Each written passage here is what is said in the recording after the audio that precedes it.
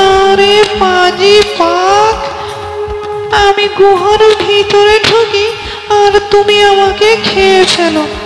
আমি কি অতটাই বোকা? পাহাড় কি কখনো কথা বলতে পারে? কোনো এক সময় একটি বয়স্ক বৃদ্ধ বাঘ খাবারের সন্ধানে জঙ্গলে হাঁটছিল। হাঁটতে হাঁটতে সে হঠাৎ একটি হরিণকে দেখতে পায়। হরিণটিকে দেখা মাত্র বাঘটি সেই হরিণটিকে ধরবার জন্য তাকে তাড়া করে।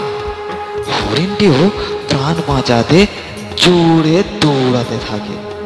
বাঘটিও তার পিছনে পিছনে দৌড়াতে থাকে, কিন্তু বাঘটির অনেক বয়স হয়ে যাওয়ায় সে হরিণটির সাথে আর দৌড়ে পেরে উঠল না।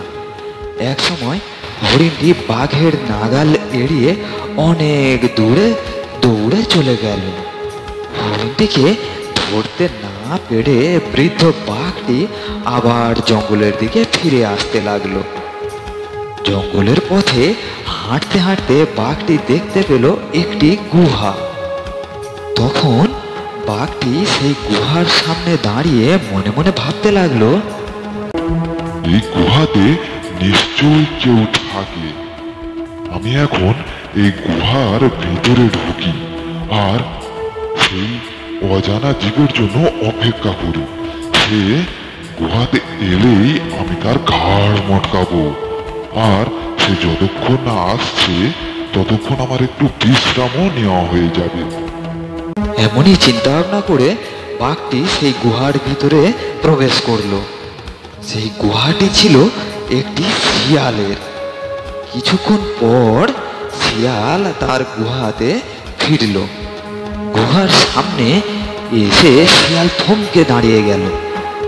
শিয়াল দেখতে পেল গুহার সামনে বাঘের পায়ের ছাপ।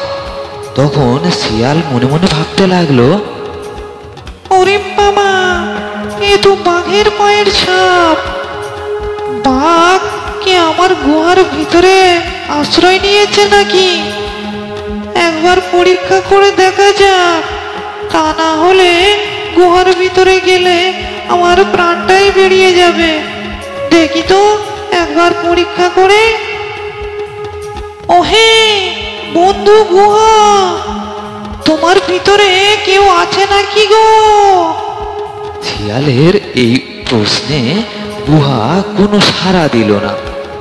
তখন পুনরায় শিয়াল আবার জিজ্ঞাসা করলো, ওহে গুহা, তুমি আজ কোনো কথা বলছো না কেন আমার সাথে? তুমি কি রাগ করেছো? তোমার ভিতরে কেউ আছে নাকি? শিয়ালের এই প্রশ্নে গুহার দিক দিয়ে কোনো উত্তর এলো না। তখন শিয়াল আবার গুহাকে উদ্দেশ্য করে বলল, আমার প্রিয় বন্ধু গুহা, তুমি কি আমার উপরে রাগ করেছো? আজ তুমি আমার সাথে কথা বলছো না কেন? আর তুমি যদি আমার সাথে রাগ করে থাকো তাহলে আমি আর তোমার ভিতরে যাব না। আমি এই চললাম জঙ্গলের দিকে। শিয়াল জঙ্গলের দিকে চলে যাচ্ছে এই কথা শুনে বাঘটি তৎক্ষণাৎ বলতে লাগলো, আরে আমার প্রিয় বন্ধু শিয়াল, তুমি কোথায় যাও? গুহার ভিতরে কেউ নেই, গুহা একেবারে ফাঁকা। তুমি অনায়াসে গুহার ভিতরে আসতে পারো। বাঘের এই উত্তরে শিয়ালটি তৎক্ষণাৎ বুঝে নিল যে গুহার ভিতরে বাঘ রয়েছে।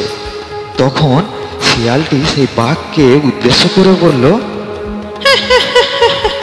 আরে দুষ্টু বাঘ, তুমি কি আমাকে এত বোকা পেয়েছো? আমি গুহার ভিতরে যাই আর তুমি আমার ঘাড় মোটকে খেয়ে ফেলো।